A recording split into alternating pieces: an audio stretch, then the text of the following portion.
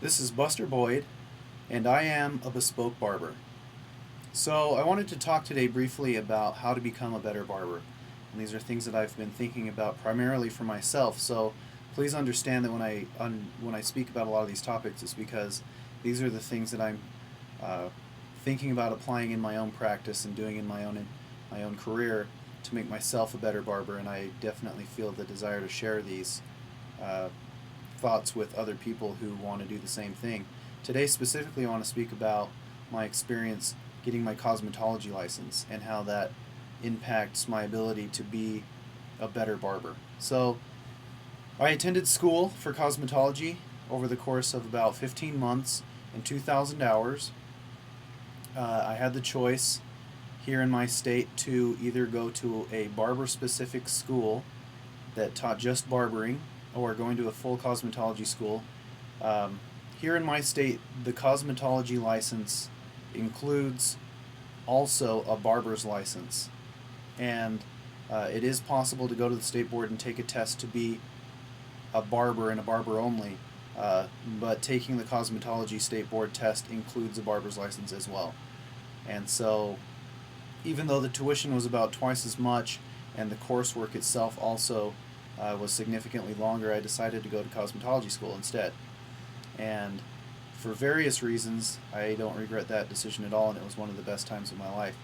Um, it was a lot of fun, the energy was amazing, the education was great, and interacting with a larger student body was something that I really enjoyed compared to a lot of the classes at the barber schools, which are small and personal, which is great.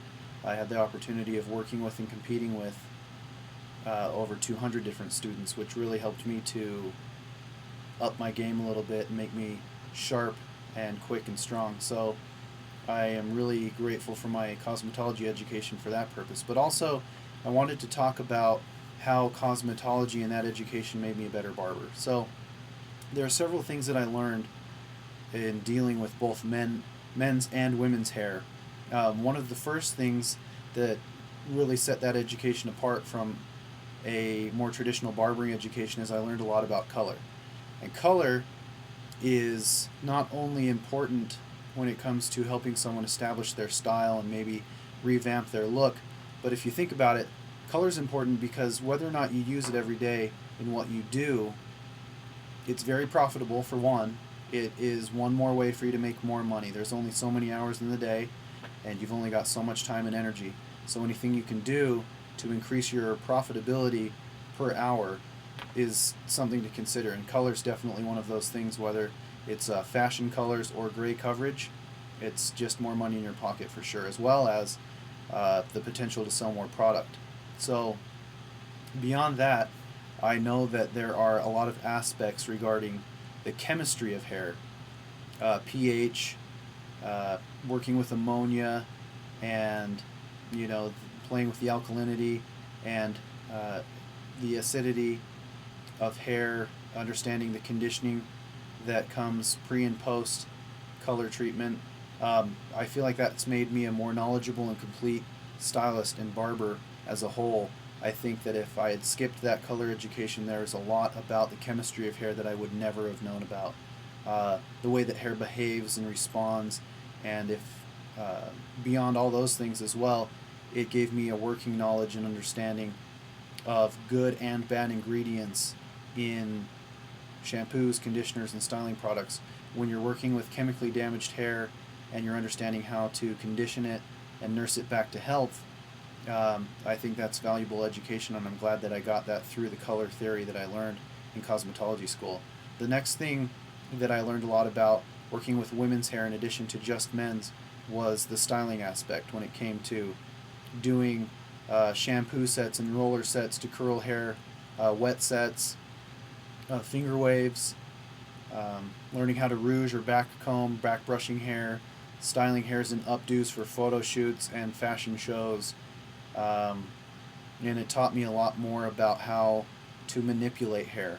I think that my education in cosmetology definitely benefited me because, in addition to color and styling, it taught me a lot about uh, how to manipulate hair and really built up my dexterity. So I think compared to perhaps pursuing simply a traditional barbering education and barbering alone, I feel like if you are given the choice, cosmetology is going to make you a better and stronger stylist because working with women's hair definitely reinforces my dexterity and the capabilities that I have to not only style but to control and manipulate hair. Beyond those things, another thing that I learned a lot about when attending a cosmetology school was different cutting techniques. These are all techniques that are very contemporary, and not just contemporary and functional, but they're also very efficient.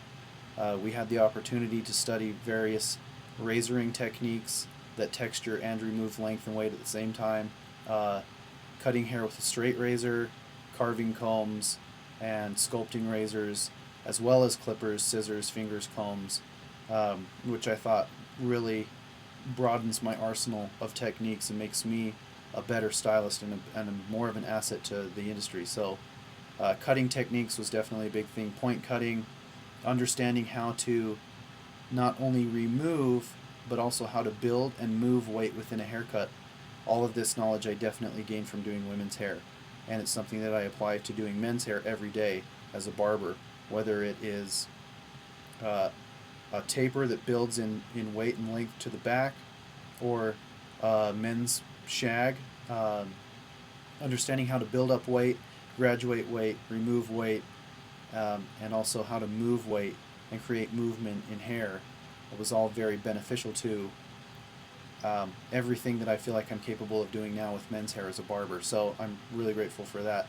And then I would say lastly, one of the things that I really was able to pick up from my education as a stylist in cosmetology school was a much broader and more updated product knowledge, not just shampoos, conditioners, and styling products, but also